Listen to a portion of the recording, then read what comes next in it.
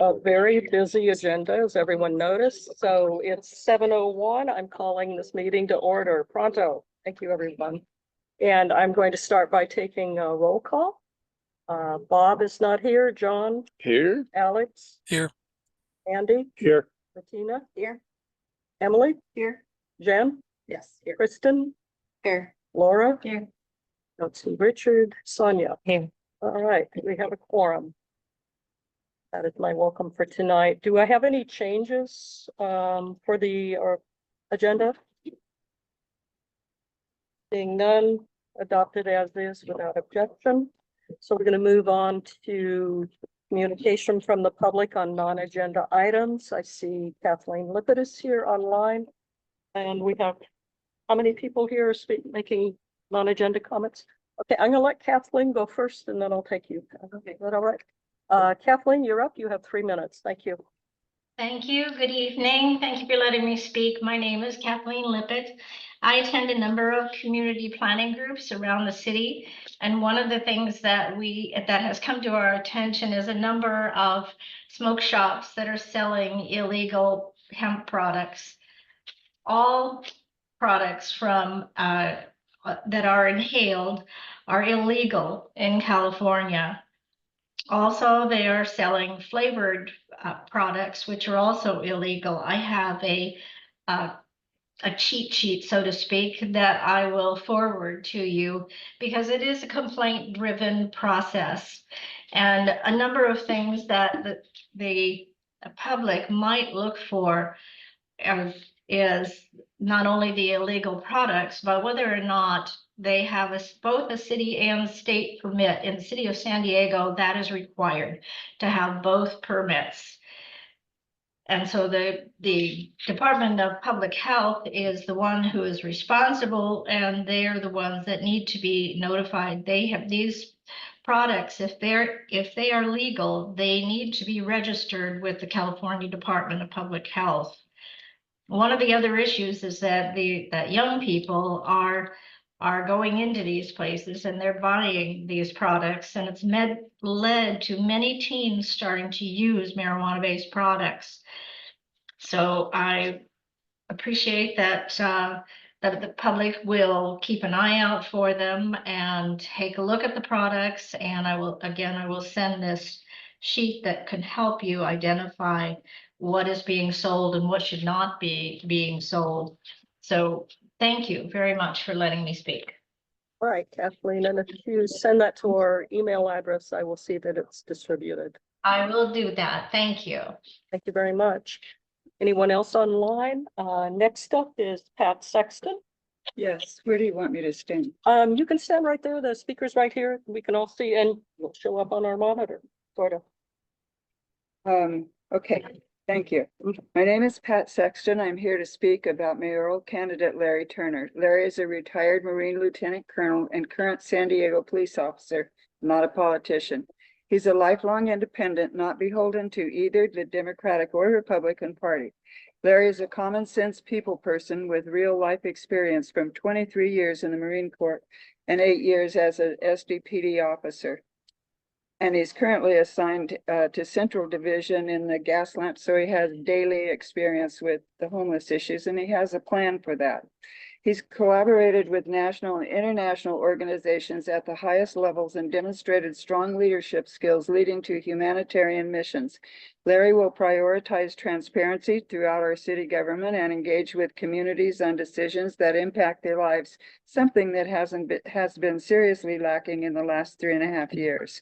Larry will focus on fiscal responsibility and cutting non-core city expenses. Instead of focusing only on temporary homeless shelters, Larry will emphasize wraparound and transitional services. Investing in permanent, supportive, and affordable housing will cut taxpayer costs while providing a stable environment for our homeless neighbors.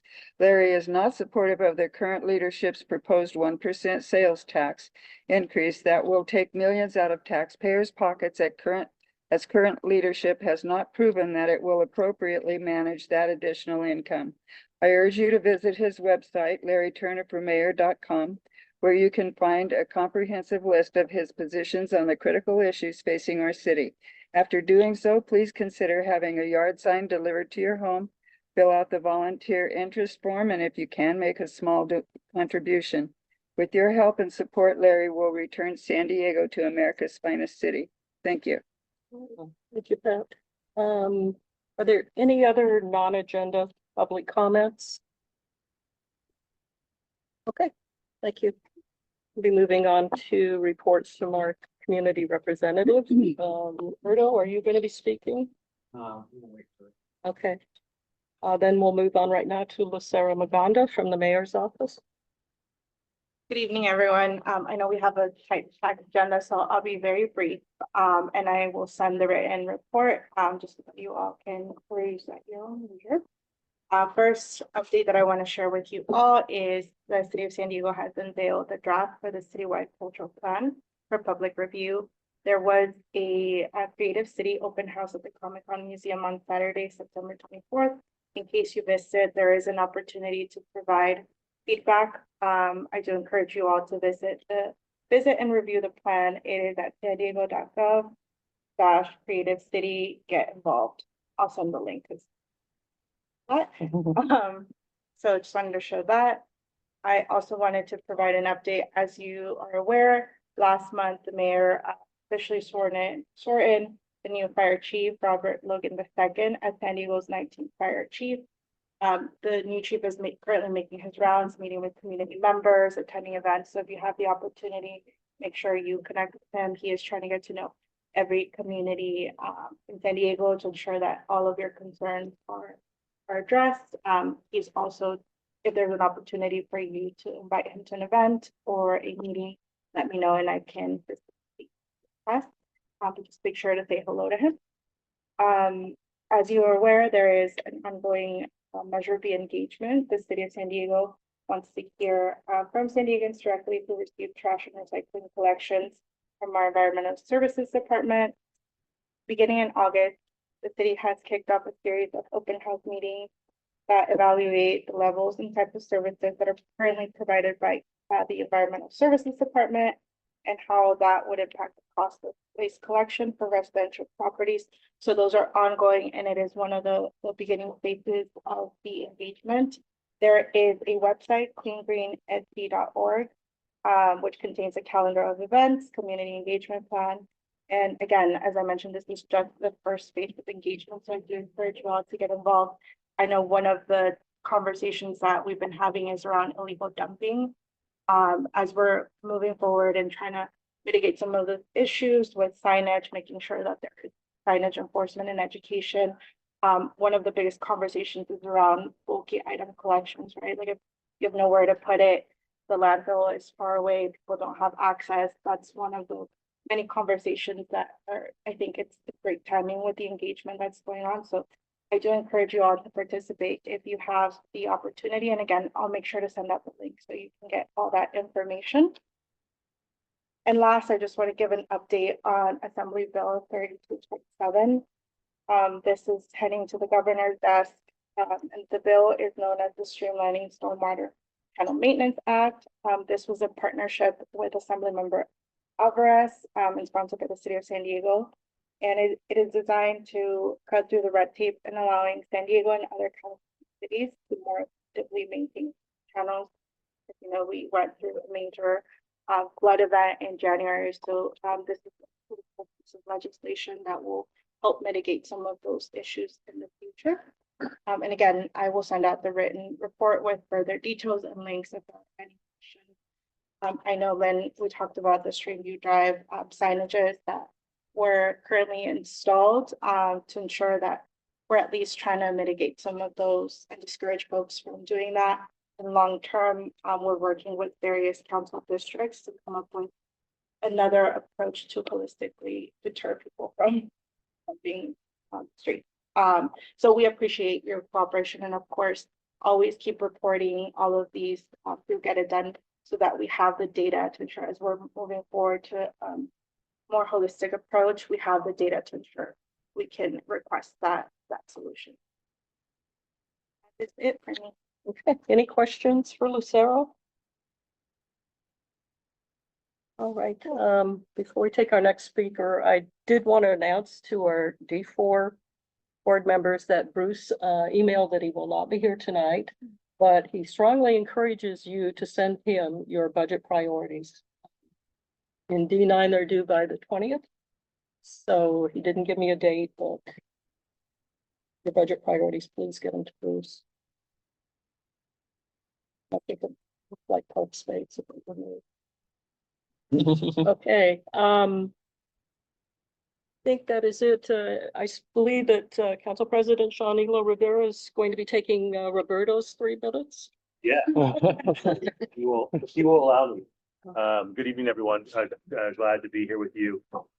First, thanks as always for all the work that you do. Seto, thank you for the updates and as always, your partnership with our office. Wanted to start with Rolando Park, some updates there. As you all know, we've been in constant communication with the stormwater department since for a long time about the need to maintain those channels and get those cleared out. Luciano talked about some of the ways that we're working to make it easier to do that because there is a lot of red tape that gets in our way. But in the meantime, we are making some progress. Last week, some of the nearby storm channels along Choyas Creek were cleared of debris, plants, and other materials.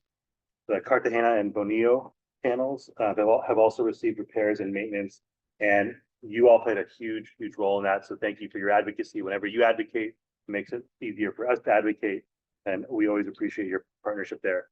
Another win I wanted to highlight is recognizing the work that's been done in Xena Canyon.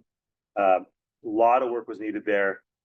We were able to clear some encampments, remove trash and brush, and we are seeing a much better off canyon as a result of that. So as always, thank you for your work there. In Redwood Village, continuing to work alongside our friends in Council District 4 and Councilmember Foster's office on the Stream View Phase 2 project, which is focused on creating safer walkways and streets in the community. Keep at it, folks. We can win these efforts. It's more work than we want it to be, and we're actually attempting to advance some policy to make it easier. But we have seen improvements at times. The Hawk crosswalk in El Cerrito is an example of what happens when we work together with community to make enhancements for pedestrian safety. And I encourage you all to keep an eye out for what's coming next week for some policy proposals for how to make it even easier to do that. Last thing, I want to make sure I recognize the struggles that we've had here on Choyas Parkway. We know it's a serious issue. We know it's been frustrating. We're going to continue to work with you all to make sure that we are addressing what's happening there. It's complicated because we've got a multitude of issues happening at the same time. We know that homelessness is a huge issue across the city. That's always a challenge. And then on top of homelessness, we know that there's folks who take advantage of people who are experiencing homelessness, who are at low points in their lives, and there's other illegal activity that happens there. I know that I'm probably my reputation is one of someone who's leans more on the compassionate side with respect to homelessness. I will also tell you, I've had family members struggle with addiction and alcoholism, mental health issues, and the idea of somebody preying on them during that time of vulnerability, I have no tolerance for. So highlighting to the police chief, some of the concerns that we have about what's going on there is something that we're going to continue to do. I understand your concerns and definitely know that with the fire risks in this community, in many parts of this community, it's even more important that we get these encampments cleaned up. Last thing I'm going to do is toss it to Roberto with some good news with respect to trees and some of the beautification that we want to see in our community. Yeah, thank you, Council President. So as you know me, but I want to start off by saying thank you to Lynn, to Bob, I know you're here, John, Jennifer, everyone here on the board. So we have some exciting news. We did get, we cut some of that red tape thanks to obviously the mayor's office and to our city forester. We're working really diligently with Groundworks. So they have gotten the green light in terms of planting trees in the right of way along University Avenue. So give yourselves like 500. And I want to highlight, as Council President mentioned, it's not easy getting there.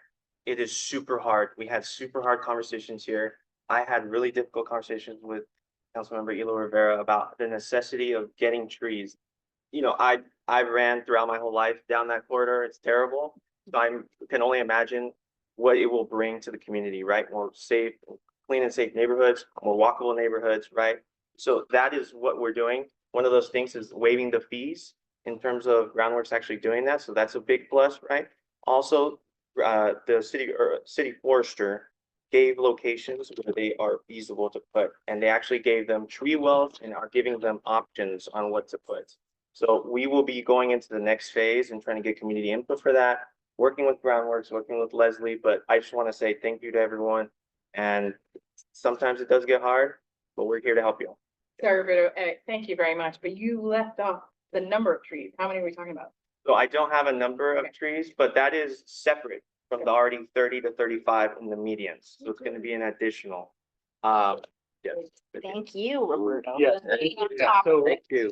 Thank you. Thank you for saying that, because Yes. Roberto and Julio in my office spent so much time on this. They tried with Sandag and then they spent time with the city. They absolutely were not, this was like a mission, right? Like we're getting trees, because I think you all felt the urgency as well. We didn't want this project to happen and it to be done and to miss the opportunity to, plant these trees, and which is something that has a multi-generational benefit, right? So we felt that we were right there with you, and Roberto did a great job along with Julio, making sure that we didn't stop until we got a positive result. So you got a good thing here. Yes. Oh, yeah, if you have questions. Yeah, one question, Roberto, when will you know the locations for the trees? Because my concern is, again, College to Aragon, where the original plan was one tree. Yeah, locations have been shared to Groundworks. Uh-huh. We will be working with Leslie to see where those are at. Okay, From my understanding, it's a good amount. I don't want to go beyond that, right? okay, But we will be disclosing that and working in sync. And they also have mentioned if there's any more data or anything additional that is needed. For example, it happens, right? They miss a spot, right? They'll do additional outreach and trying to get that spot looked at. So it is a continuing thing. So it's not just closing the door. We're going to continue this. And so I have to provide that update at the next meeting or when I have it. So. thank you. Any questions for Sean? Just the last couple of things, the budget surveys, you please do get those in, those are important to us. And then again, please keep an eye out for the street safety policy. Roberto will make sure that he gets it to you. Earlier this year, you probably remember that we had a survey going around about what your priorities were for street safety. So this is the next step, right? So we got community input. The next step is, moving forward with an action at council. Keep your eyes out for that, because your voices are important there as well. Thank you. Any more questions, Bettina? I just wanted to thank you as well for listening to Roberto and responding to our needs and wants and, paying attention to us. Absolutely, yeah. Thank you. I know it gets super frustrating at times. It feels like, because we're not moving, that we're not hearing you, but just know we do. We keep banging away until we hopefully get the results that we want. Thank you. Pat, you had a question? I would like to commend Roberto because I met him at another community planning committee meeting and it was mostly Spanish speakers and I don't speak Spanish. And he interpreted for me and I thought it was just an awesome job. He just segued right into it. It was no problem for him. So thank you, Roberto. Thank you for recognizing that. Yes. Yeah, accessibility is important to us. And we try to build a team that can provide that to a lot of communities, because you can't understand what's going on. You can't engage with it. Anything else, Lynn? Jen, did you have a question? Yeah, sorry, I just opened up the link here and there are like, I don't know, 15 things that are important to you. Can I click them all? Sure. It's your survey, not ours. Right, good luck figuring out what's important then. Well, presumably not everyone will click all 15, and if they Yeah. do, then, we've got to work cut out for us. June of next year, but we always do anyway. So. Thank you so Thank you. much, and Yeah, we thank you. appreciate the good Yeah. news. that's Any great. other questions, comments? All right, thank you very much. Thank you, everyone. And so we're going to move on to our action items first, and I'm going to introduce Shelley Kilborn, who's online. Shelley has the first two action items. Hi, Shelley. Nice to see you again. Did you Thank want you. to present both of them at the same time or individually? Each project? Well, I have two PowerPoint presentations because they're two separate projects. Gotcha. If you want me to just talk about them, I'm happy to do that too. However you would like to do it. I can make it fast. Share away. I turned on sharing for you, so there's right Okay, ahead. thank you. Okay.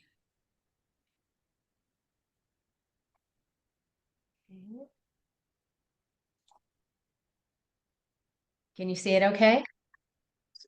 Yes. Okay, great.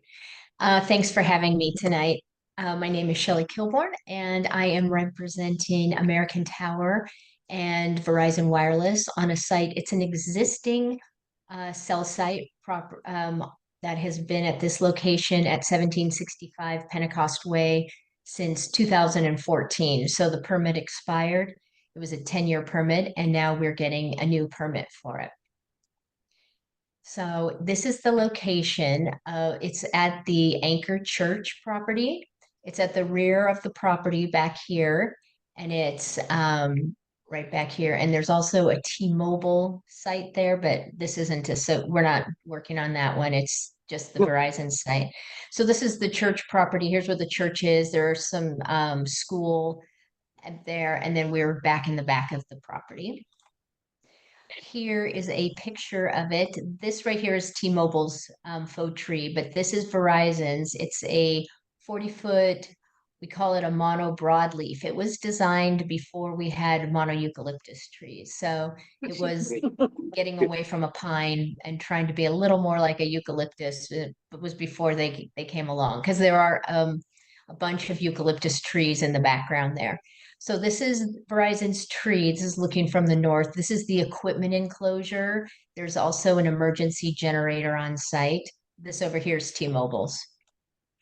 Here's a view from the west. You can see this equipment enclosure, and then you can see also they have an emergency generator right back behind there, and then there's the tree.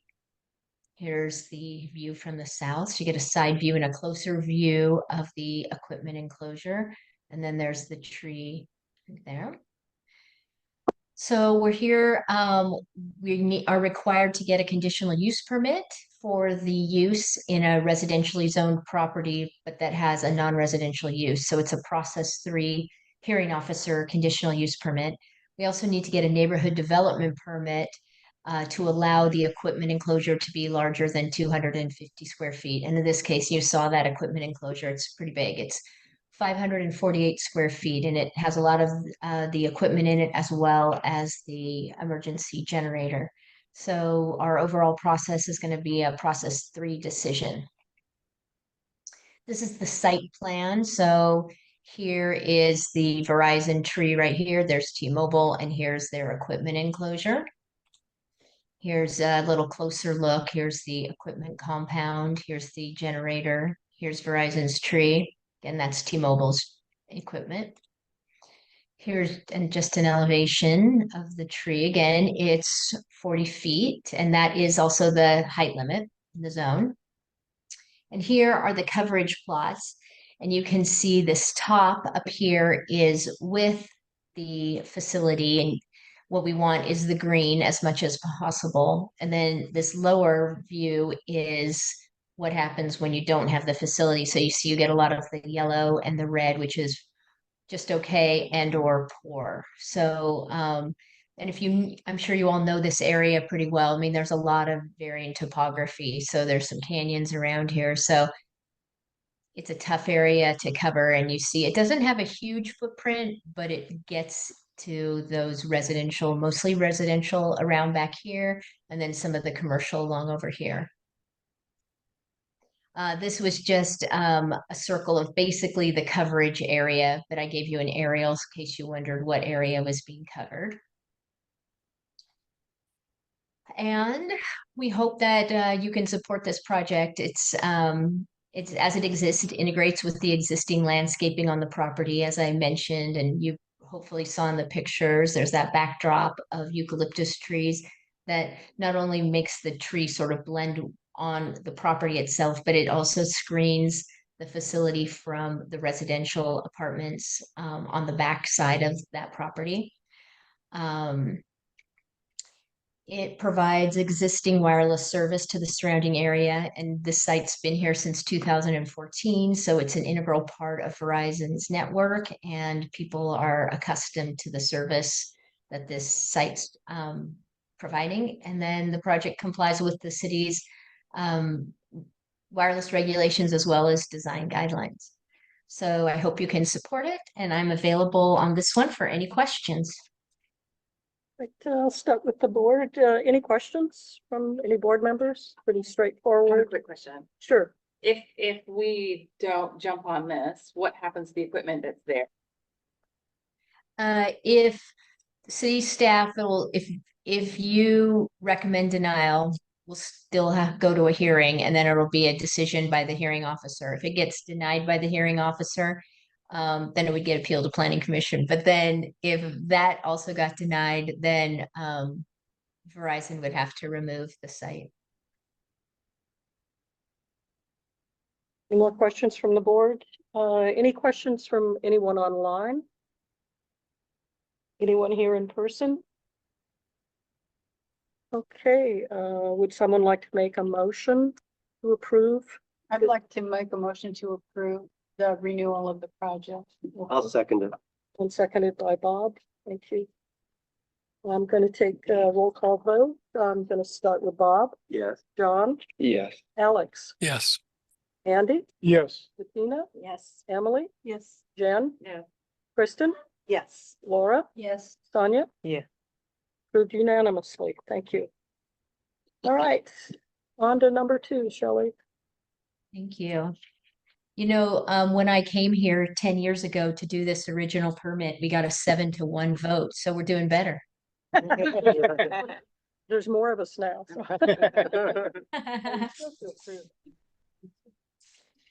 All right, next one.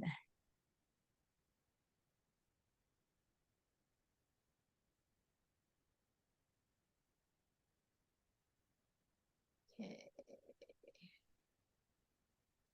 All right, this is another existing facility, and this time it's for Crown Castle and T-Mobile, and it's at 3771 54th Street.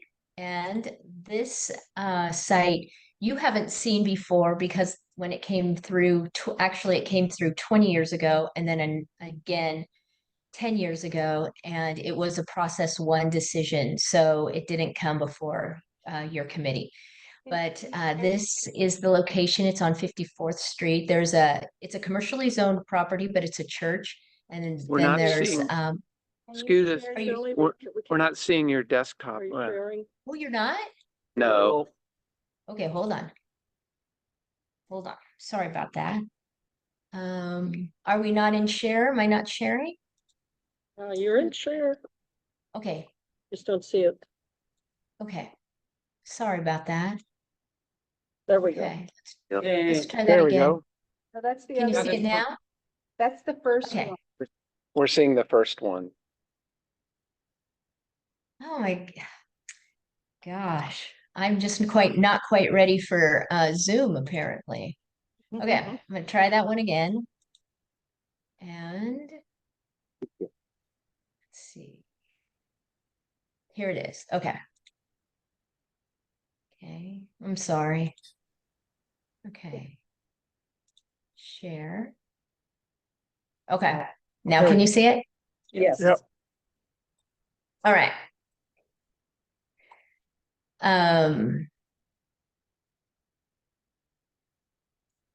Okay, can you see it? Yes. Okay.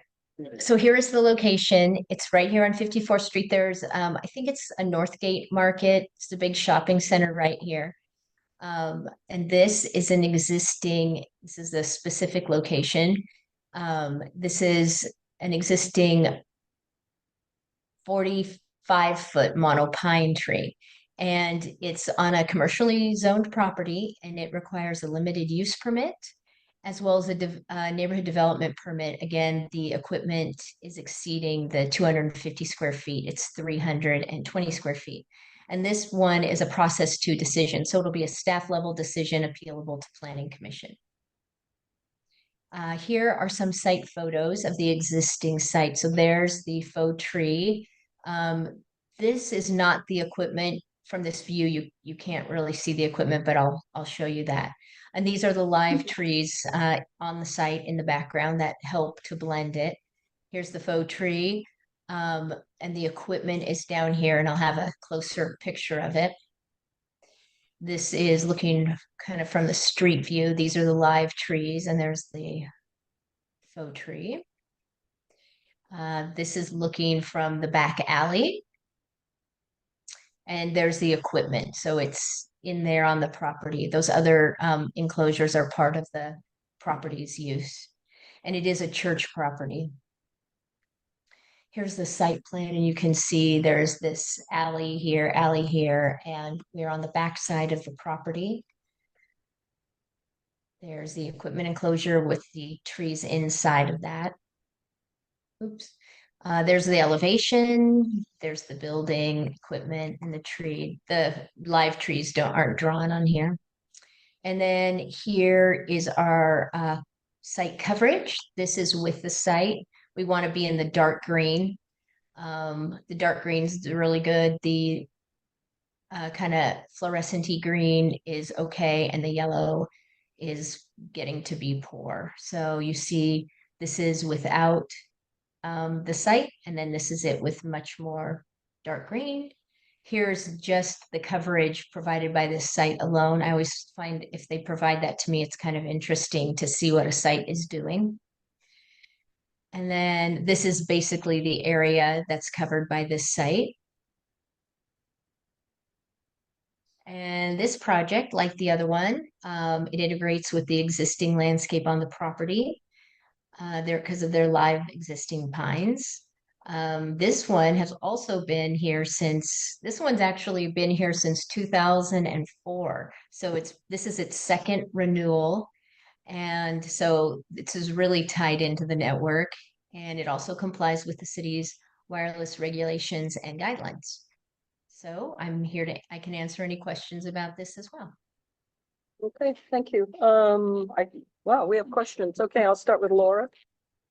When you showed the equipment enclosure, it looked kind of like a metal shed versus a more permanent building like the other one. Is it a metal shed like it kind of looked, or is it more secure? Yeah, no, it's actually concrete block and it's painted. And if you want me to pull up that picture again, I can. Yeah, I would appreciate that. Okay. Because maybe I didn't view it right. Let's go back.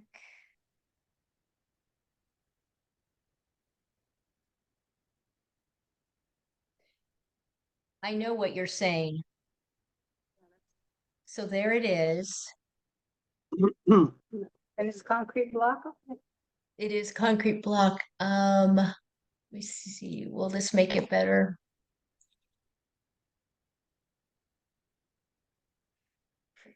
If you look over, see right where my pointer is, you can actually see the outline of the blocks. Oh. I wish there was a way for me to make it bigger, and is there a way for me to zoom in? Maybe. Let's see. No. No. I think. There we go. Oh, Can you see it now? Yes. Yes. Cinder block. Yep. Okay, that looks much more secure. Okay, thank you, Laura. Emily? Just out of curiosity, what's the life expectancy of these poles? Well, this one, it's about 10 to 12 or 13 years. This one looks really good because it was not that long ago they replaced the branches on it. So usually we get to this point of renewal and we're looking at rebranching, but in this case, now let me zoom out. In this case, wrong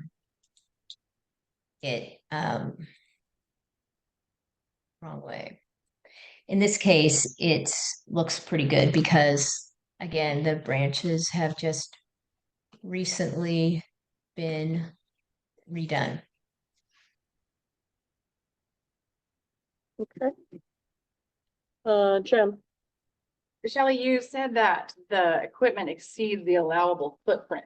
How long has it been like that? And is this vote allowing you to extend the footprint?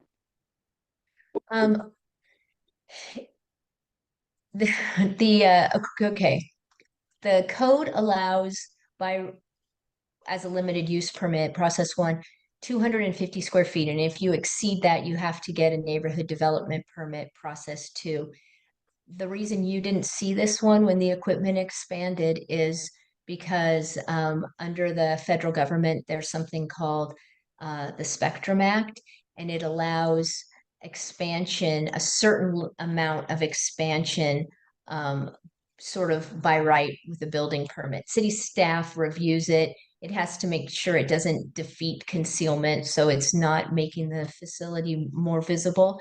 But so they were allowed to increase that just with a building permit, basically. But when you come through for renewal, then you've got to catch up with the correct permitting. So in this case, between the last renewal and now, that expansion happened. And so now I'm here getting the neighborhood development permit that allows for larger than 250 square feet. okay. Any other questions from the board? Anyone online with a question? Anyone here in person with a question? Okay. Can I hear a motion to renew this? Make a motion to renew this limited use and neighborhood development permit. Okay, second. Sonia. Sonia will second. We'll call vote. Bob, Yes. John, Yes. Alex, Yes. Andy, Yes. Bettina, Yes. Emily, Yes. Jen, Yeah. Kristen, Yes. Laura, Yes. Sonia. Yes. Thank you. Passes unanimously. Shelley, I'll get the approval forms to you by email tomorrow.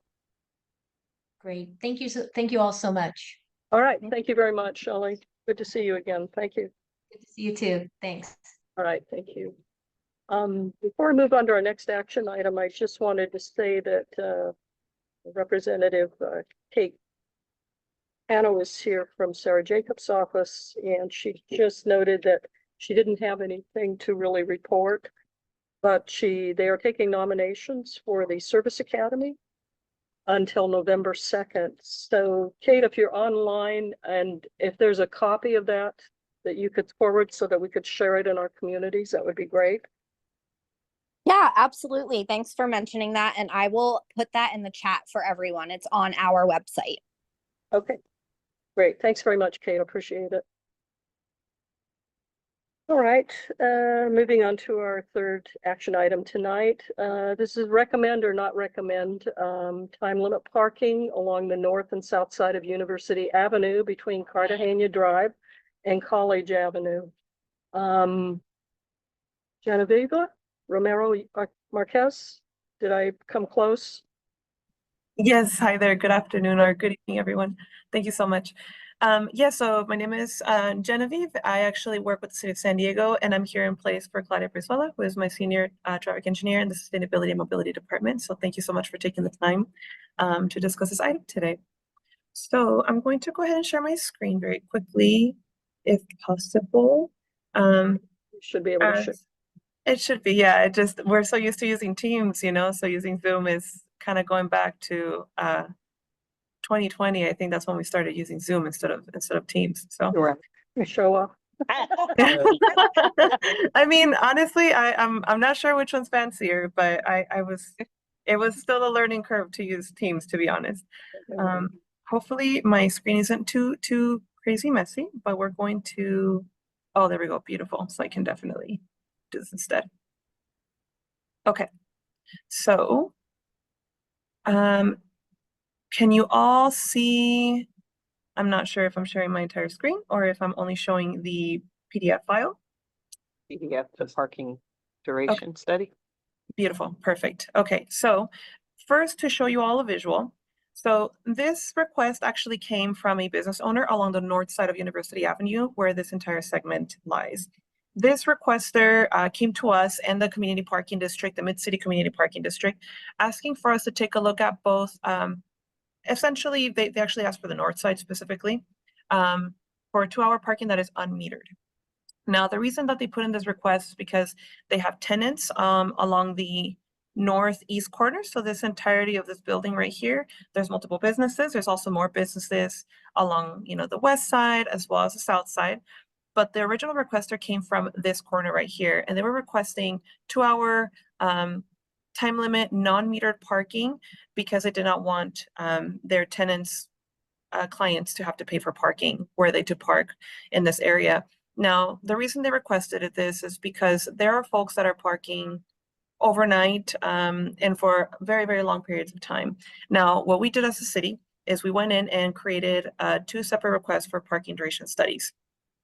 We did find that both the north side and the south side has over 73% of occupancy rate. But most importantly, we have some vehicles that, as we can see, are parking 10-hour plus. So we have some vehicles that simply park and don't move, whether that is, vehicles that are just left overnight or people that live nearby. We have all sorts of opportunities where folks can park for a little bit longer than they probably should. Some vehicles don't move for days.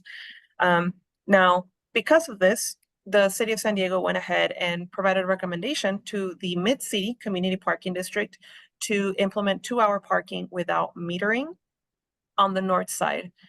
Now, we come to you and the board to discuss for both sides, the north and the south side. The Mid-City Community Parking District has shown support to install the 2-hour time limit parking without meters on both north and south side, because we also conducted a study for the south side. Jim Schneider, I'm not sure if everybody here is familiar with him. Yes, Jim. Perfect. Yes. So he is the one that actually recommended us to also do a parking duration study along the south side, not just the north side. He was concerned that folks would just park on the south side and make parking even more impacted. So we went ahead and did another parking duration study along the south side and found that vehicles were also parking for 10+ hours along the south side. So there's not a lot of turnover for the businesses that are in this area. And after discussing this with the Mid-City Community Parking District and them providing us with their support, we feel comfortable coming forward with your board, asking for your recommendation as well, if you support or you do not support this change. I do believe I have an additional, image here for those that might want to see it a little bit closer.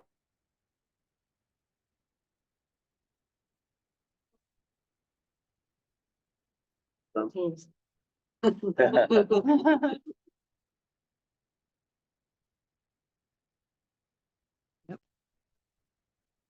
we get locked? Yeah, it's locked. Nobody's moving. Hello, It froze. we're moving. Yeah, we're. Yeah. Alex is Oh, are we moving. moving? That's. Yeah, we are that's moving. her- It's hers. Yeah. Genevieve. Genevieve, can you hear us? Genevieve, can you hear us? She's She's frozen. Back, please. Frozen? Yeah. She'll have to come out probably. Yeah. Edge of my seat. Yeah. Oh. So she has to come out. Mm-hmm. So if you don't live along the university corridor, and you might not if you live in Webster or Oak Park. I've driven past this section the last couple of weeks. You will see the same cars parked in the same spot all day and still there the next day. Do the other streets have the same problems like College and the west of College? That intersection doesn't lend itself because it's a busy corridor. Yeah. Oh, that's right. Sure about College. Yeah. Yeah. Josh? Yeah, I would say I would recommend it on mine. I personally went out there with people at Bayton and went down to 5 cars. We found out that one of the businesses there was actually storing his cars that he could, on. And added official, any of the other businesses, actually got me a little, the vehicle Bayton officer got me a little bit.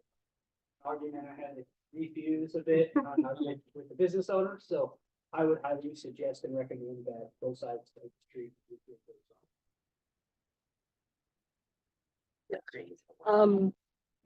Let's let's start it this way and work around Jim. Okay, I don't know if our officers can answer this, but well, like, you'll be the ones to enforce this with tickets, right?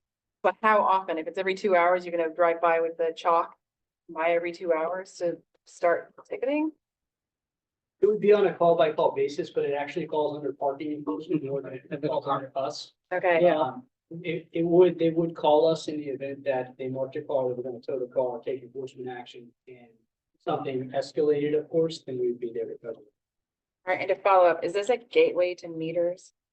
Like, is that kind of open the door to like paying for parking? Well, let's ask our city engineer. Oh, Hi, she's back. when you're back. Hi, everyone. I am so sorry about that. I am currently using my hotspot for my phone. My Wi-Fi decided to die in the middle of the press. I am so sorry about that. But okay, let me share my screen. Well, now I'm worried about sharing my screen, but I think it's too much to share might your be too screen much. to your phone. Okay. Yeah. So I'm sorry gonna about ask that. her, I'm gonna ask Jan to repeat her question to you. Yes, about- please. Go ahead, Jen. Hi, thanks for coming and sharing. I'm just curious as to if this would create a gateway to turning into like metered paid parking right along those streets. So metered parking is only implemented, especially in areas like Mid-City, when it's requested. So because the requester specifically said we would like it to not be metered, the initial request is because they simply want turnover. There is an opportunity for metered parking to be implemented anywhere in the city. However, it is a slow process when we follow through the way it's supposed to be done, and it's not like one big large scale project. In this case, it's not. In this case, it's just a business that wants turnover, multiple business owners requesting that. The only way that metered parking would be implemented is if they come to us and they say, hey, we have requested additional enforcement. And even with the additional enforcement, we're having a lot of issues with folks moving their vehicles. So that's usually when metered parking is implemented, because they're self-sustaining. They kind of, take care of themselves, because folks don't like to see the red flashing light, when the meter runs out. So they kind of are more likely to get out of the parking space or pay for the meter again. That's typically how it works. But to answer your question, it doesn't mean that metered parking would automatically come and be implemented, since that wasn't really the request. So we would not be implementing it just, because we did 2-hour parking. Hopefully that answered your question. Yes. Thank you, Laura.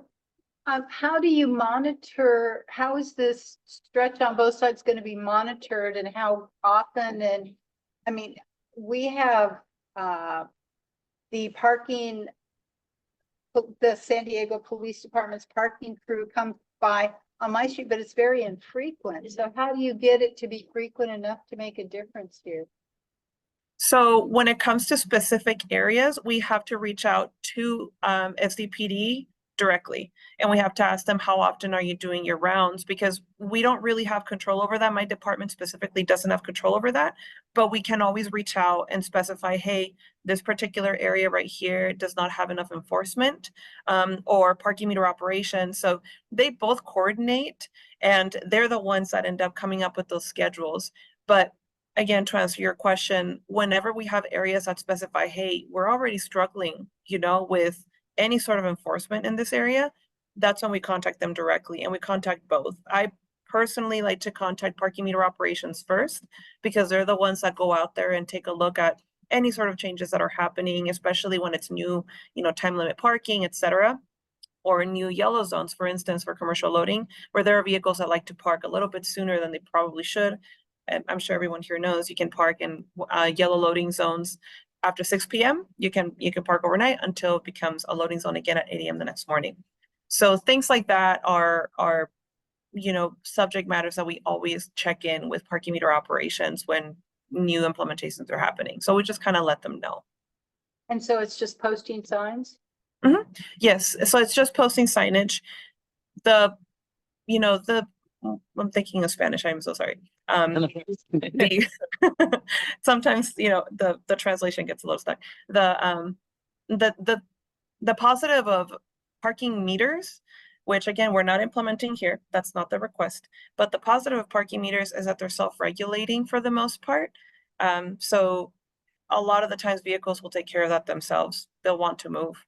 But whenever we do not install meters, that's when parking meter operations and SDPD has to be informed. And that's when they know, okay, this area is not going to have meters. It's more likely that folks are going to want to park longer than they should. So they have to figure out a way to make the routes work or just include that particular segment to a route that's already existing. Okay, thank you. Any more questions from the board? Emily? What would be the hours of the parking? I live 2 blocks up from there, up Cartagena. We already have cars parking up Cartagena that we are not people who live there. So I'm sure that it's just gonna drive a lot more people to leave their vehicles in the neighborhood. That can happen. I mean, it happens in all different areas, all different neighborhoods that are parking impacted, you know. It does happen, but I can't, you know, assume how many vehicles would be doing that. It should be standard hours, 8 a.m. to 6 p.m., which are the hours that help all the businesses that are neighboring this particular area.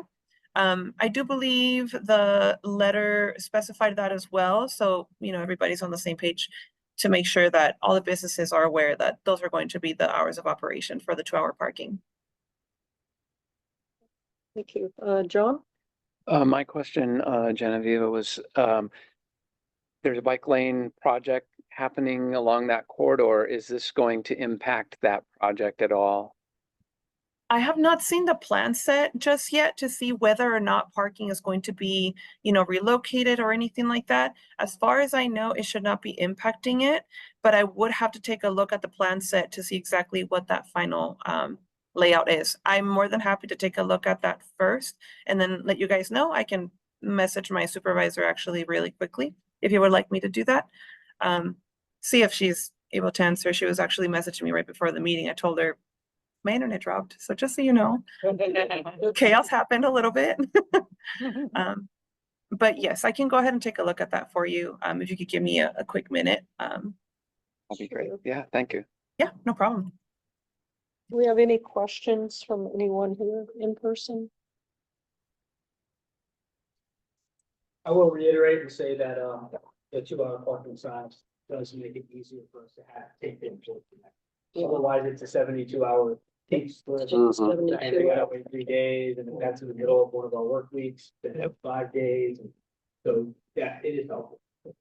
Is this likely to just drive traffic further east though? I mean, if it's 2-hour to Cartagena, from College to Cartagena, aren't those vehicles just gonna move 1 block down from Cartagena to Benillo? Yeah, that's. And then from Benillo to Rolando. At a time. Yeah.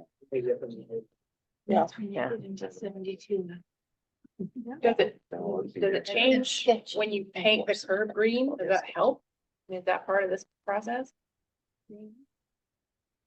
The temporary. So sorry, what was the question? I totally just messaged my supervisor. What was the question again?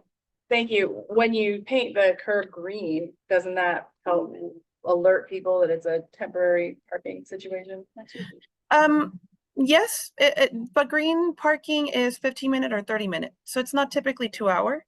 If that's, I might have missed a little bit of that conversation, but green curves are typically 15-minute or 30-minute parking. And sometimes those can also be provided with like a meter head, a green meter head. Those green meter heads though, they don't cost you any money, they're free. Which is, you know, it's a perk for a lot of folks that have, you know, coffee shops, quick pickup type restaurants where people don't really sit in and eat. They're very beneficial for businesses that need a quick, very quick turnaround. We get those requests quite a bit, closer to uptown and downtown areas. That was not a request on this one specifically, especially because a lot of the businesses that are in that corner, the initial requester, they're not quick, you know, pick up and go businesses from what I understand. Thank you. Were you able to reach your supervisor? I messaged her, but she might have stepped away. It says last seen 5 minutes ago. So there's a chance that she just stepped away for a second. So sorry. But I'm more than happy to, look into that. But from the limited amount that I know at this moment, let's say that let's say that it does affect the parking. If it does affect the parking, it would essentially be where parking is relocated or mitigated, or it could be floating parking. It wouldn't necessarily affect the time limit aspect, but if anything, it would be even more beneficial if there's less parking and it becomes floating parking. And we're all, just making assumptions here. If there is less parking because it becomes floating parking, then it's even better for it to be time limit for the vehicles to have better turnover, because that means, less vehicles would be able to park along University Avenue, and the businesses would prefer those vehicles to move out within the 2-hour time frame. Okay, thank you. Any other questions? Comments? Discussion? Can I ask somebody who lives nearby, like, if these cars are parked there for days at a time, and now they're gonna move into the neighborhood, that's going to impact your street, Well, I right? think there is a house just east of Cartagena and they do auto stuff and they have cars parked all around there all the time on University and up Cartagena. I'm guessing that's where most of the vehicles are. I'll vote how you said, you live there. Place down here, have to I mean- that The auto repair shop. Uh, Yeah, Laura? I haven't really heard of the mid-city parking group that she mentioned. I had only heard after I got this email from them in July, and it took this long to get it to us. But yeah, I did. It's Steve Aldana from the El Cajon Business Group. Is actually chairs that group. But I've never even heard of it, and we've got all kinds of streets that I'm thinking might be involved. It's strictly about parking, and it's mostly, I think, for business districts, which clearly this section of University doesn't have much of a business district. This parking situation, the way it is now, I think negatively impacts what few businesses are there. Right. Because they are highly dependent on turnover, and they don't get it if cars are, sitting there for 2 days at a time. So yeah, I'll send you the link, or, talk to, he'll be at the working group meeting tomorrow night. You can talk to him there. I might not be. Okay. Do we have any other questions for Genevieve? Or, would someone like to make a motion to make a recommendation on this? I recommend we approve it. I, especially since it sounds like it's supporting our business owners in our neighborhood. And, they've possibly gone to this parking group, mid-city parking group, and gotten the help. And the analysis looks good, and I do think it should be on both sides, like she suggested. I agree.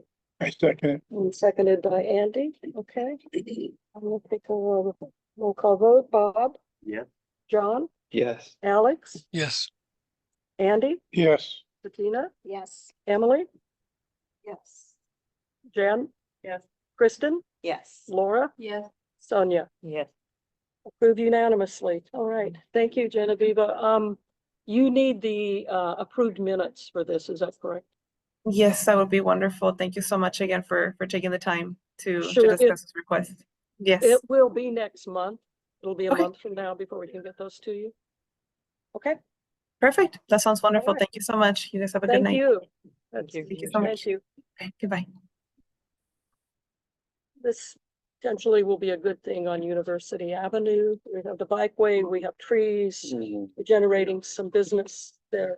all good. It looks great with the tree.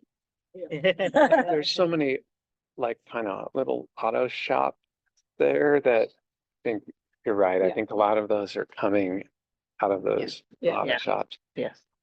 Okay, we're gonna move on to our last item for the night.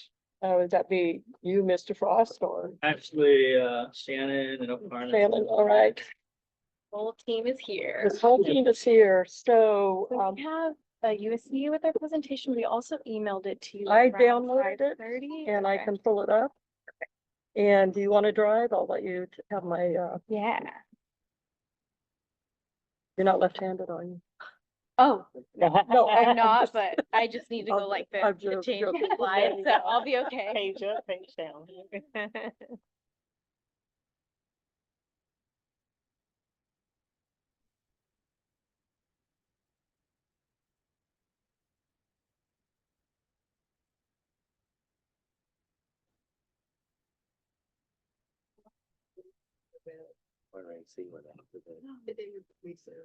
There we go. And I'm gonna move out of your way.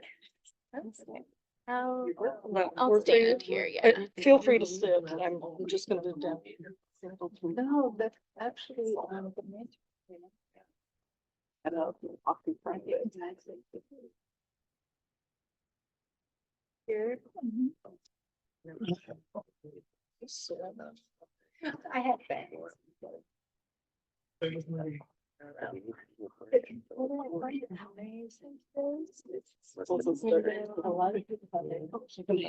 Oh, Yeah, just trying to how put it to in make it in presentation. presentation. Pull it in mode. full presentation mode so she. Can you help her, Sonia? Sonia better as far as I. I should know this. Maybe we can share. This is a, It's it's a PDF. It's just a PDF. And you know, Oh, yeah. that's So you have to fine change too. pages. Yeah, so you just have to turn pages. Let's move this. This is fine. I Or think you this is can, fine. so here, you're just gonna change the page. Here. Oh So God, and I you could think just I say could page probably down. even do, Just say page down. like oh, that. page down. Yeah. Perfect. Good evening, everyone. I'm Shannon Core. I'm a senior planner with the City Planning Department at the City of San Diego. And presenting with me tonight is Aparna Padmakumar, Associate Planner, also with the City Planning Department. We're here to talk about the Mid-City Communities Community Plan Update. And Alex Frost is also here. He is the project manager of this initiative and will be available to answer questions after the presentation. All right, so we'll start with an introduction, and then the main focus of today's presentation will be on the draft Mid-City Atlas Existing Conditions Report. There are these 6 chapters, and there is a lot of information in the report. It's over 100 pages, so we're going to be going quickly through this presentation. I'll take the first 3 chapters, Aparna will take the last 3 chapters, then we'll get into upcoming activities, and then we'll take questions at the end. So Mid-City is a very large area made up of 4 community planning areas: Eastern Area, City Heights, Kensington, Talmadge, and Normal Heights. It consists of over 8,000 acres, has over 133 people, which is about 10% of the population of the city as of 2022, and it has 20,000 jobs. We're here in the first phase, collecting community ideas, and we'll be headed into the second phase this fall. In addition to releasing the Mid-City Atlas Existing Conditions Report, we've also released appendices to the report, which includes data by community planning area, as well as an interactive web map that has various different layers. The Existing Conditions Report provides a snapshot of existing conditions, challenges, and opportunities.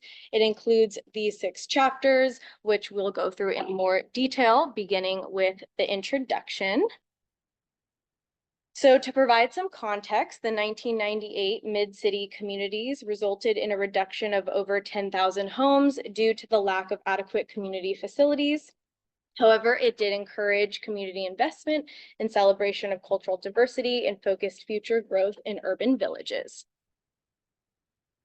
Here we can see the population and housing growth in Mid-City from 1970 to 2022. We see there has been a 9% decline in population, with a peak in the year 2000 with 146,000 people.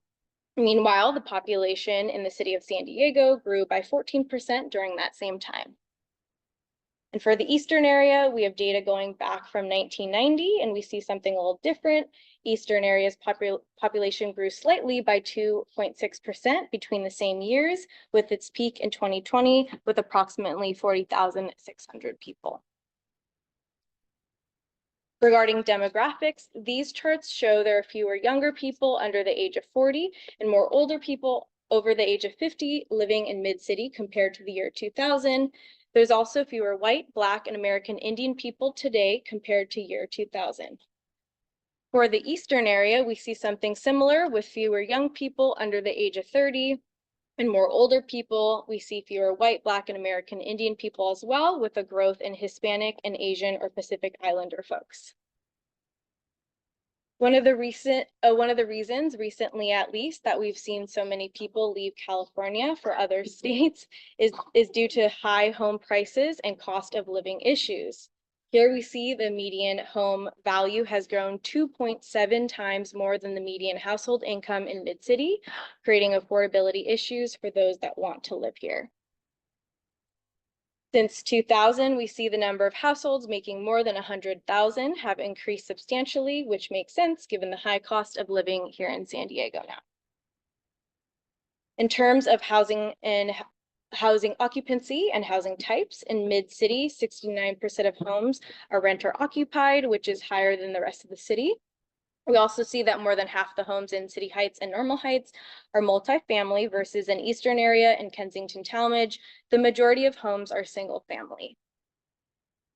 And there is some good news. There has been over $2 billion in community investments in Mid-City. Large investments have come from City Heights initiatives, bike and transit infrastructure, investments to modernize school facilities, including Crawford High School, as shown in that photo, and also capital improvement projects. Specifically for the Eastern area, there has been $460 million in capital improvement projects. We've also seen the opening of the Kroc Center and the Copley Price YMCA.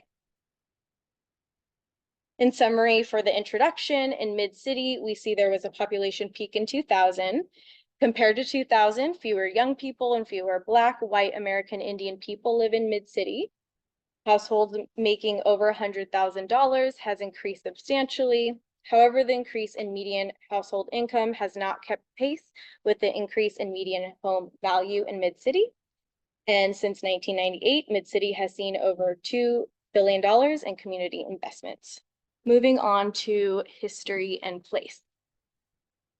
The landform and canyon systems contribute significantly to the sense of place and forms a backdrop of open space with several accessible hiking trails and canyons. And then here we have a historic subdivision map. Eastern area, for the most part, was subdivided in 1940 to 1959, as shown in these magenta and pink colors, when people were really beginning to rely on cars to get around. Whereas the Normal Heights and City Heights neighborhoods in the lime green color were subdivided mostly between 1900 and 1909, when the streetcar was relied upon to get around. And here we have the different block types, and in Eastern area, we have mostly suburban types of blocks. And this is a residential building age map that shows most of Eastern area has buildings from 1945 to 1964. And in terms of historic sites and districts, there are two districts in Mid-City, the Isla Nere Historic District in City Heights and the Talmadge Gates District. There are also various designated individual sites that you can see up in the Kensington area. And then there's one cultural district, the Little Saigon District. And here we have important places and neighborhood centers where people come together. In the Eastern area, we've identified the commercial corridors, Choice Lake Park, schools, and the Oak Park Library. And to summarize the history and place chapter, the canyon system contributes to the sense of place in Mid-City. The Eastern area has a mostly suburban typology, with most of the buildings being constructed around the mid-century. There's also many important places where communities come together. I've got one more chapter to cover, the sustainability, equity, and climate resilience chapter. We see from this map, the majority of the planning area is within the transit priority and the sustainable development areas, and features several designated smart growth areas. Also, 58% of Mid-City is considered very walkable or somewhat walkable, compared to 17% in the city of San Diego. Now we shift to an equity-focused map. Here we have a historic redlining map from 1935. The areas in red, which we can see included a large portion of City Heights, but also the southern part of Eastern area, were areas these were areas where people were prevented from securing mortgages to purchase properties. These were typically areas with lower income residents and people of color, and this still has a lingering effect in Mid-City. And here we have a modern map from this year. This shows Eastern area as a low resource area. In these areas, there is a prioritization to affirmatively further fair housing to encourage more homes, high-paying jobs, and good schools in these areas. Now getting into climate resiliency topics, we see most of Eastern area is in the very high fire hazard severity zone.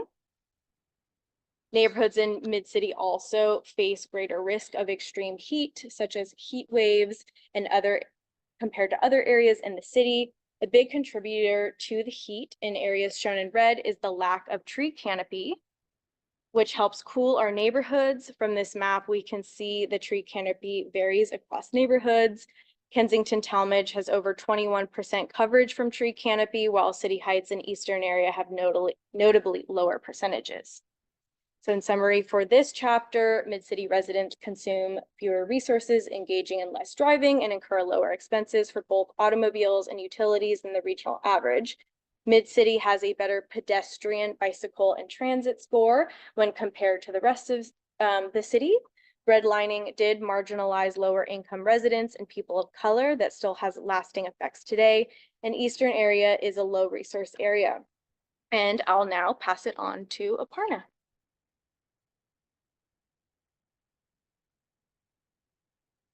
Good evening, all. I'm Aparna Padmakumar, Associate Planner with the City Planning Department. I'll be going over the land use, mobility, and the park section.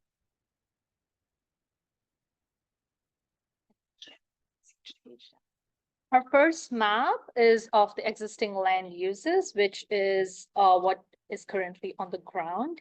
In Eastern area, 50% of the plan area has housing in it, 29% is public facilities and utilities, and 13% is parks and recreation. Next is the adopted community plan land use map. In Eastern area, housing is identified and allowed in 63% of the planning area, 21% for parks and recreation, and 10% is being designated for commercial. Land use will be a key area of focus during this community plan update. We will be exploring different land uses to further our city goals. This is our current zoning map adopted in the last 1998 community plan. We will explore updating the zoning during this process as it's an important tool we use to implement the land use designations and the policies in the community plan. Another unique aspect of the Mid-City area is that its major corridors are part of the central urbanized plan districts rather than the citywide zones. These districts are unique to some neighborhoods and have specific zoning and development rules of their own. They are a form of custom zoning. However, as part of the plan update, the plan districts will be replaced by citywide zoning. This slide shows the distribution of the existing residential density in Eastern area.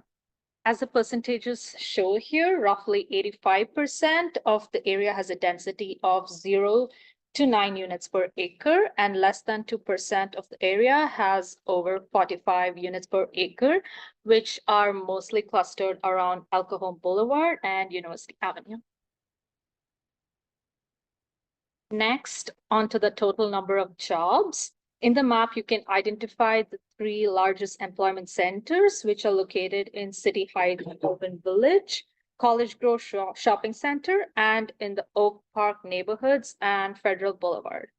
And of course, many of the jobs are found along the commercial corridors of Adams Avenue, El Cajon Boulevard, Fairmont Avenue, and University Avenue.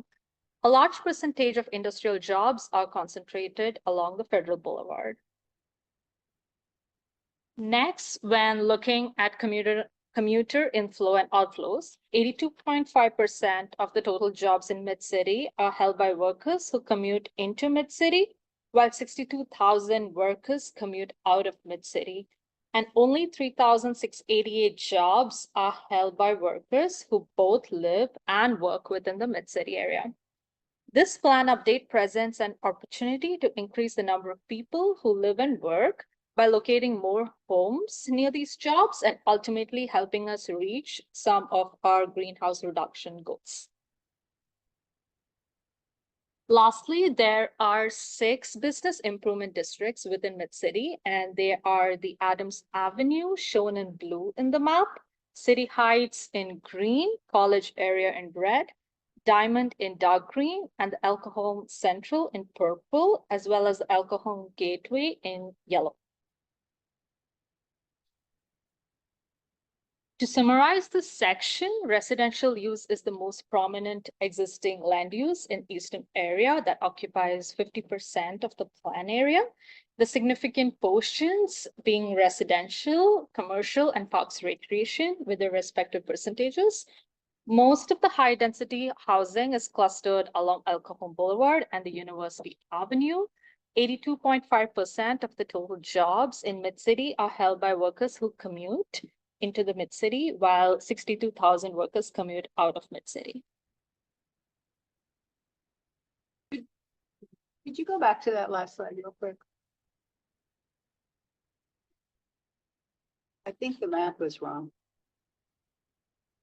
82%. Yeah, the 82% one.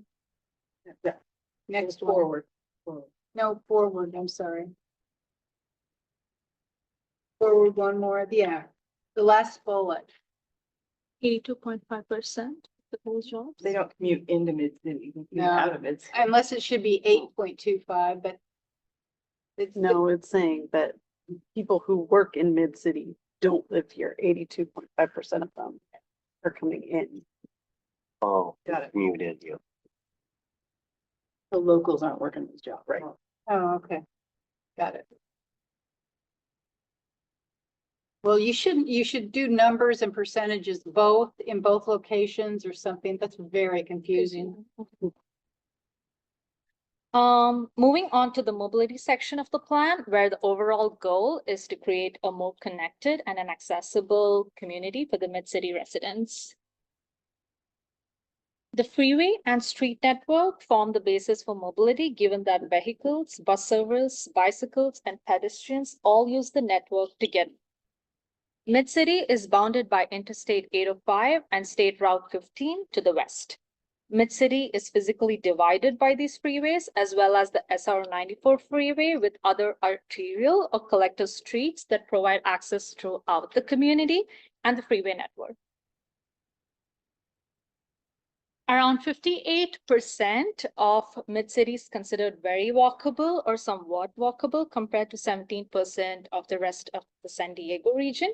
The map here shows areas within 0.25 miles, that is approximately a 15-minute walk, of major community facilities, including libraries, schools, colleges, recreation centers, parks, and open spaces. Would you mind repeating the percentage for the walkability? 58%.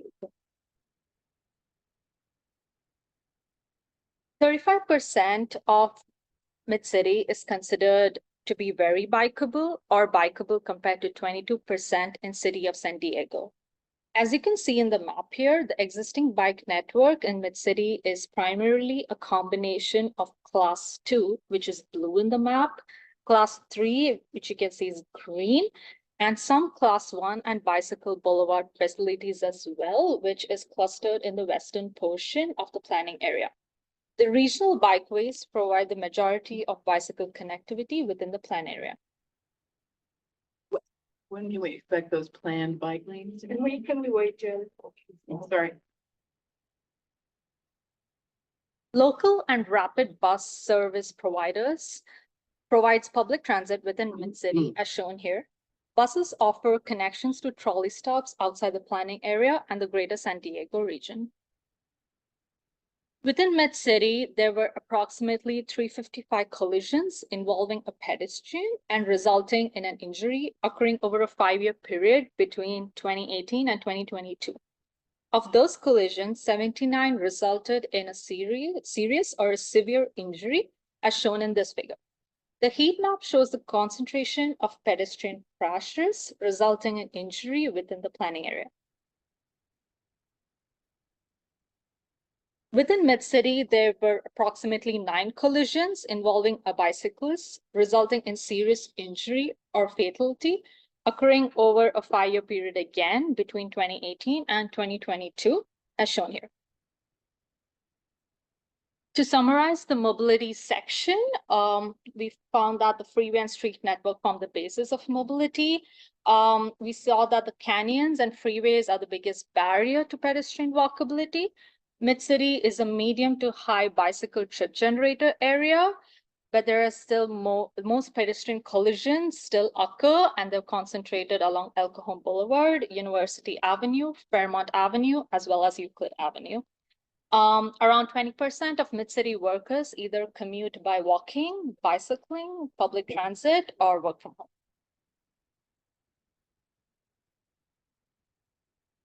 The last chapter in the existing conditions report is the public facilities, parks, and open space.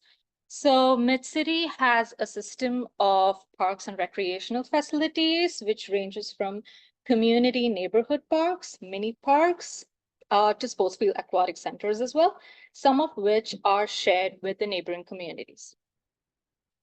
So the city has a way to calculate existing park standards, sort of like a baseline using recreation value points. This was a new standard that was adopted by the City Council through the Parks Master Plan in 2021, which is based on the number of people living. So as you can see, that's a total population of 133,267. So based on 100 points per 1,000 people, that gives us 13,000 points, which is where you're meeting the park's standard. Today, the current recreational value points is 7,125. So that's not quite there for Mid-City. Whereas for recreation center, there's a requirement of 17,000 square feet for 25,000 people. So 90,000 square feet is what's required to meet the standard and the current square footage. There are 6 recreation centers in the city, one in Normal Heights, and it's about 50,000 square feet. And then we have the aquatic complex requirements. So the standard is 1 aquatic complex centered for 50,000 people.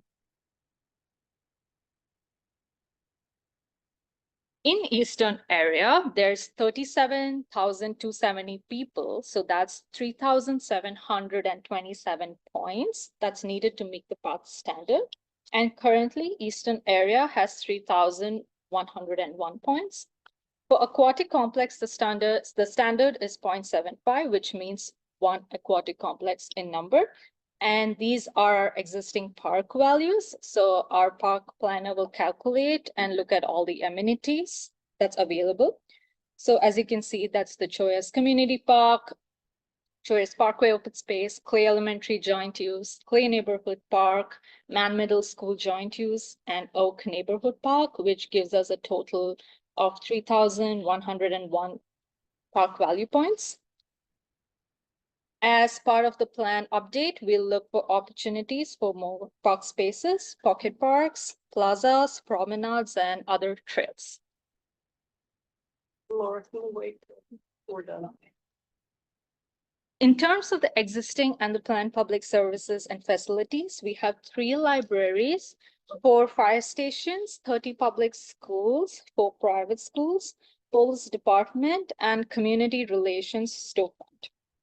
There's 1 new fire station that's being proposed on Fairmont Avenue in southern part of City Heights, and also a new library being planned for Eastern area in Oak Park. The library master plan recommends that the new library up to 25,000 square feet be built in Normal Heights or Kensington Talmadge. So we'll definitely explore the potential location concepts as part of the plan update. Finally, We have the map here that shows us the multi-habitat planning area and vegetation, which shows the city's undisturbed vegetation located in MHPA. So that is our habitat preserve. Within MHPA, development is limited to protect and ensure the viability of covered species and preserve a network of open space and habitat in San Diego. To summarize this section, we see that the Mid-City system of parks ranges vastly from community and neighborhood parks to mini parks, sport fields to aquatic centers. Mid-City does not meet the current recreational value-based standard. Through the Choyas Creek Master Plan, we can expect that Mid-City has more outdoor recreation opportunities. Planned public facilities currently encompass a proposed fire station at the intersection. Although most of the planning area has been developed, the remaining undisturbed area are mostly along the canyons, and they are protected under our city's planned habitat preserve. And I'll conclude here, speaking to upcoming activities. So on September 4th, we released a summary of key engagement efforts and interactive workshop appendices, a more polished draft of the engagement summary that includes analysis of all of the phase 1 activities will be released later this fall. Overall, we engaged over 2,000 people and received a tremendous amount of helpful feedback that we'll use to inform the concepts for the community plan update. Then looking ahead for fall and winter of this year, we will release a couple technical documents, a more in-depth existing conditions mobility assessment, and a historic context statement and survey that will guide the future evaluation of historical resources. So please visit our website, planmidcity.org. We also welcome you to the second working group meeting, which will be tomorrow from 6 p.m. to 8 p.m. at the Kroc Center Community Room. We will be covering the second half of the existing conditions report, so a bit of a repeat of what we went over today, but then we'll also provide an overview of the public engagement summary. So that concludes our presentation, and we're happy to answer questions. Okay. Just gonna let our online people back. Let's go and share.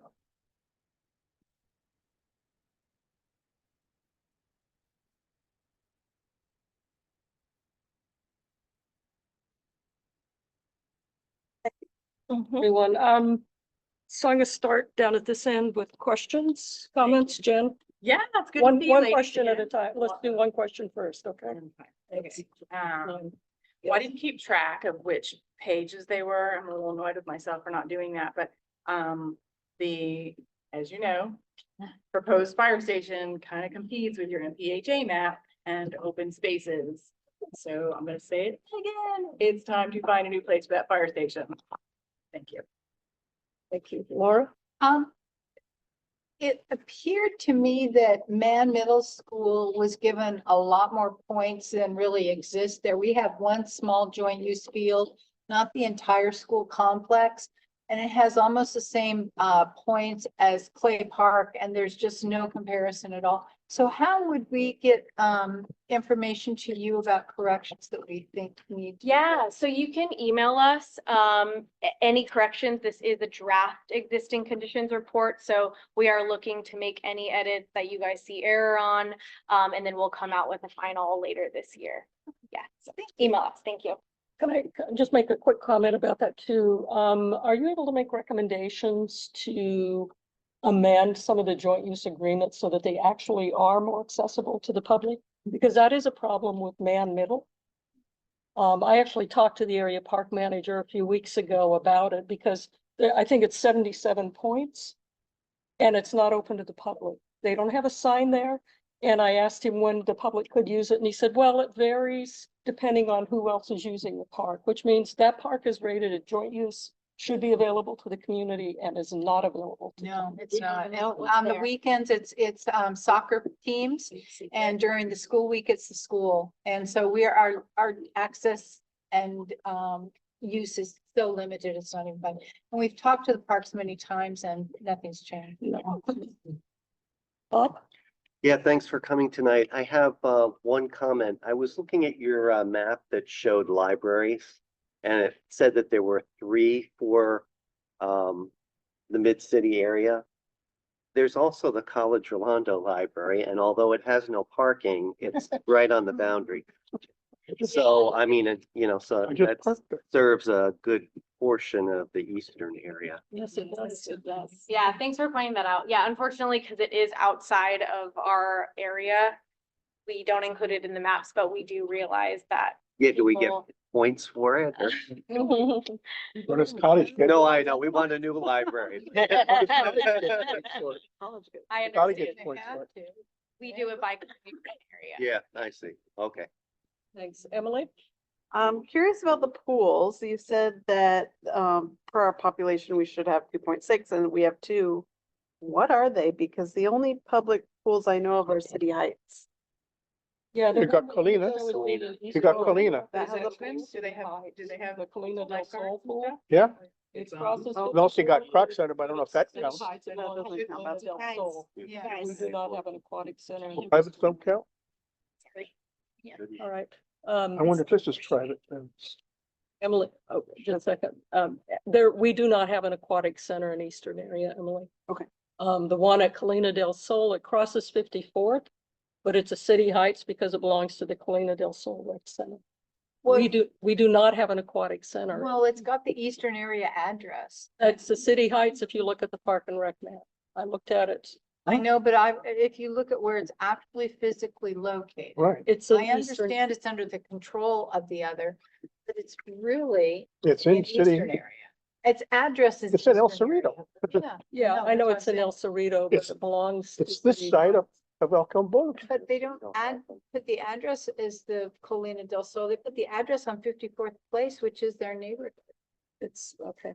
It seems like it needs to be corrected. Yeah, it does. Elaborate on hers. Yes. I thought eastern boundaries is El Cajon Boulevard. South of El Cajon Boulevard. If No. that's the boundaries, Well, this is 54th Street. It would be the boundary on it, that would be considered for this. Right. because it's south. I agree with you, Andy. It's east of 54th, which puts it in Eastern area as far as physicality goes. Oh, I see. So that is- there's some few boundary issues too along El Cajon Boulevard, Yeah. where Eastern area extends north of El Cajon Boulevard. Someday we'll look at those too. John, questions? Andy? Historical site, you mentioned there were 2. There's actually 3. Navy Housing is a historical site. With a radio town. Pardon? Yeah. Radio There's a town. historical district there. Little history briefly, real quick. When Pearl Harbor got hit, Joyous was the only station that was open. It becomes a historical site. Thanks, Andy. They have some- I was on the board. Yes. I was on the task force, I know. John, any questions? None right now, no. Sonia? Tina? Kristen? I had a question about Choya's Parkway open space being considered a park and getting points Yeah. when it doesn't have any access for people that would like to use it as recreation, although it appears to be green on the map. It has a street running through it and it is not there yet. usable recreation space. That's gonna be closed. And it never Is it will already? be. Yeah, until 2030. Yeah, it said proposed in that. It says proposed, but Oh, I mean, We haven't counted. okay, I was gonna say, because okay. And I have a question too about how you calculated points for the Choice area because Mhm. of the library and a recreation center that's proposed for that. So that acreage should probably come out of the point count, right? Yeah, I mean, potentially, we have a park planners that does all this points calculation. It's very complicated. So, yeah, for any new proposed, we'll obviously, look at the new points for the proposed project. So the choice, the triangle, the park there. And then the other rec center, that's a good point. The acreage, if you count that. Exactly, because the library is going to start construction after the first of the year. Yeah. And I believe is it 13 acres, Andy? The library? Yes. 25,000. Yeah, but I mean, you have surrounding parking lot. Yeah, so I don't know how that's calculated. We can bring it up. Okay. Alex, did you have any questions? Comments? Nothing substantive, but I was wondering if we could get a copy of the presentation since it's a kind of nice summary of the 100-page report. Yes, and we can make it available on the website. Mm. Or just, yeah. I can, Or yeah, or you could just share it. You already have it. I downloaded it, Alex, and I will put it on our drive and mail the link out to Okay. everyone. It'll be available too on our website. Great, thanks. Okay, thank you. Any questions from anyone here?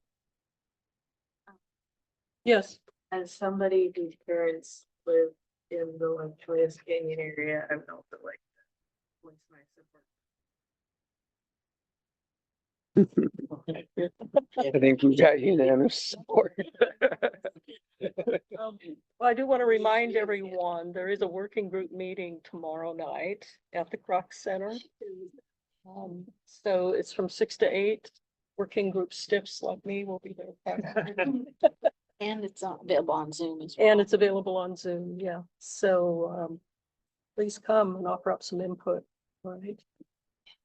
Eastern area is the least walkable of all the planning groups in the mid-city. Oh, yeah, we got all our canyons. We're lacking sidewalks. We don't have destinations is a big part of it. I mean, if you're gonna walk, where are you gonna walk to? We don't have a destination. The biggest park that we can all go to, most of us have to get in the car and drive there. Yeah. So this is a city of villages, if that's the vision. We need a walkable planning group area here.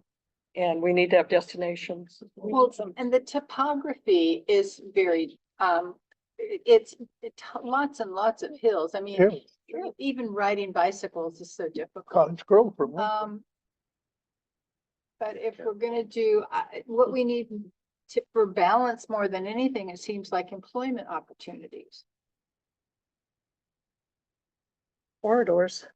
I know, but I mean, if we had more jobs, there would be more chances for people who live here to work. The big ones, oh, that's another thing. Could you give us some, you have these big circles in the blue on the one map that showed all the employment. College Grove was one of them. I'm guessing some of the schools were some of the other ones. It would be nice if some of those could be defined a little for us. More of them were defined because College Grove was defined. It actually is in the report online. Oh, okay. I'm All sorry, of the this. summary. Sorry, Okay, I've thanks, read the Lynn. report about 6 times now. Give me 1 minute, so I got to tell you what page. Jen? And I suggest that we don't include the proposed bike pathways until they're finished against how how local our neighborhoods are. Because they're not built yet. Like it's really problematic to me to say, well, we've got all these bike paths, but we don't yet, like we don't have them.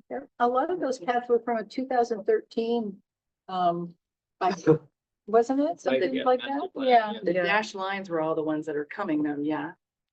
We didn't have that count against us. Are they funded? Funded. We've got an addendum, Funded, yeah. On the construction pipeline. or appendix, make it an appendix, future housing, future bike path. Alex, when will the mobility? There's a report on that coming up. And mobility existing conditions report. Yeah. Which will go much more in detail. List all the projects. Okay. Yeah. Great. Okay, any no more questions? Thank you for coming out. Yeah. It's a good presentation, lots of thoughts. Some of us were thinking about this a lot.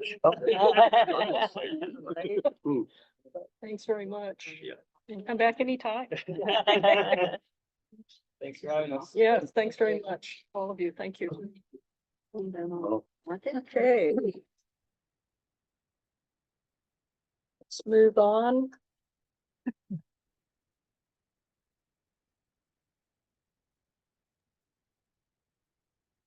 Well, were you here when they did the old city plan? You part of that? Move on to approval of the minutes, August minutes. I found some of my own typos. I don't know who should be more embarrassed. I should have used spell check. It's fine. Okay. Happens. Do you want me to go over? They're just like, instead of builder, building. An Okay. S, an S missing at the end of the word, an extra verb and a past tense turn into a ing. Other than that. Does anybody else have any corrections? Someone make a motion to approve with Bettina's self edits? I make the motion to approve. Thanks, Kristen. Seconded by Sonia. Roll call vote. Bob? I was absent. Oh, I'm sorry, you were absent. Thank you. John? Yes. Alex? Yes. Andy? Yes. Bettina? Yes. Emily? Yes. Jen? Yes. Kristen? Yes. Laura? Yes. Sonia? Yes. All right. Approved unanimously with one abstention. Thank you. And you can send us to me anytime. Community updates, 2 minutes each, please. Only if you have something to share about your community. Raise your hand. I'll say that everybody gone now, but the signs are up on Streamview, the no dumping signs, and I was gonna say thanks to those guys for putting them up. And We that thanked was, them earlier because I drove by and counted, there were 17. yeah, that, and there was no trash in the medians today when I came down here. That's a day. That's You didn't go over the weekend. I did didn't, you? I didn't go over the We weekend. were all the way up to Bourne. Oh, really? Yeah. Started at Bourne and all the way down. Oh, man. So we will be looking at starting the second part of that for us, and that's in education and then hopefully enforcement. Yeah. Public shaming might be involved. Well, Yay. on behalf of the Redwood Village people, thanks for that. And I know everybody here advocated for it. And then I know that probably the Oak Park people will also appreciate that. And hopefully it won't be too much longer before they start to redevelop that, do the street, and it won't matter because that place will be trees and landscaping. Yeah. It actually is supposed to start next year.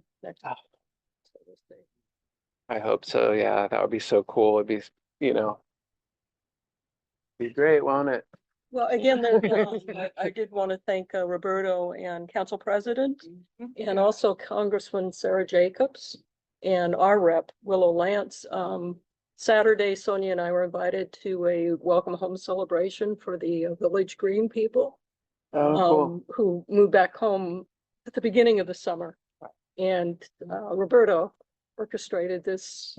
He's pretty good at orchestrating. So it was a very nice celebration. And Wakeland Corporation, the parent company, put together a very nice celebration for everyone. Cool that everybody was able to get back in and Well, not everybody, but yeah. 47 of the 57 families.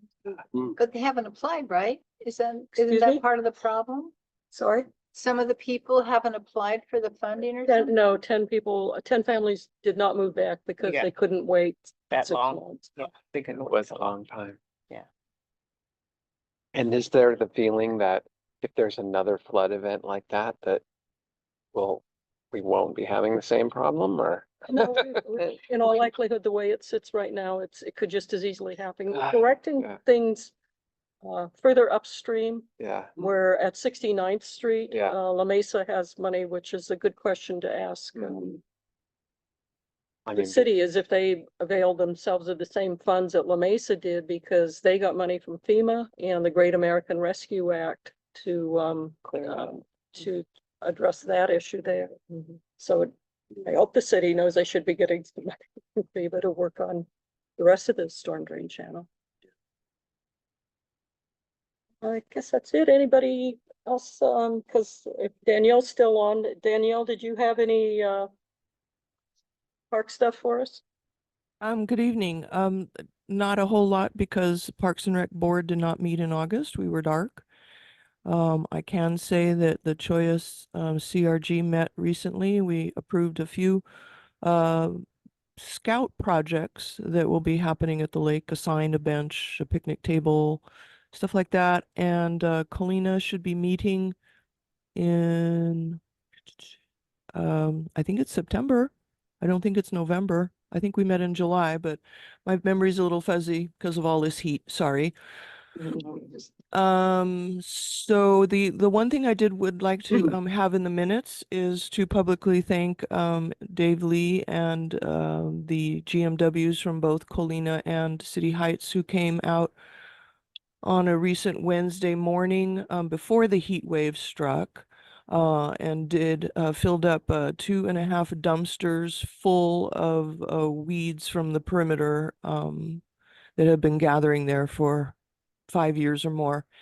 And then they also came onto our fields, which we tried desperately to help as volunteers to keep up. But they helped with numerous leaks and non-functioning heads and broken things. And so all of the water on all 3 fields are supposed to be happening now in the very early morning so that our fields will get nice and green. And fall ball for all little leagues was postponed a week. We were supposed to start last Sunday, but we'll be welcoming guests to our fields this coming Sunday for about 10 weeks on Sundays of fall ball games till right before Thanksgiving. So that's my update, and hopefully you don't have too many questions for me. Thanks. Any questions for Danielle? Okay. She's off the hook. Yeah. And Yeah, Laura, thank you. You're welcome. Thanks, Danielle. I put the CPC meeting and then I realized you were adjourned in August, so we do not have a report on CPC. We did get a list of existing parks and that don't have funding yet, funding sources. I think you I have got it. I'm going to send it out because there are 2 on there and one of them is 60th and University. Yeah. Which is a good sign because it means that Park and Rec did acknowledge that that could be a park space. I thought the And same then- thing. Yeah, and the number reason why is because it's city-owned property. Yes. So Excellent. there's no acquisition to make. Yeah. And so I was going to recommend, because there's a notation in there. You should look at the one for Webster because the one that they got was submitted by someone else. Doesn't have a clear location. On it, it says need to identify location. It's not from the one we just submitted. Someone that looks. It's older, I think that one is. Some of these, as Andrea pointed out, were submitted by anybody using the public, and then they just put CRG, submitted by CRG, when they weren't submitted by us. Right. But that would be key to make sure that the spot in Webster is identified if that's city-owned property, because that will be a swing factor. If they don't have to acquire land to build a park, that's going to help them. So much better. Yeah. Okay. And I think that's due September 20th. So in my mind, that's the date on that. So be sure you pay attention to it pretty quickly because today's the 10th already. The 10th, right. Okay, I think that's it. Motion to adjourn. 8:50 p.m. And thank you, everyone. I don't think I can make the meeting tomorrow, so do they video those and have them somewhere accessible for review? No, I haven't seen the video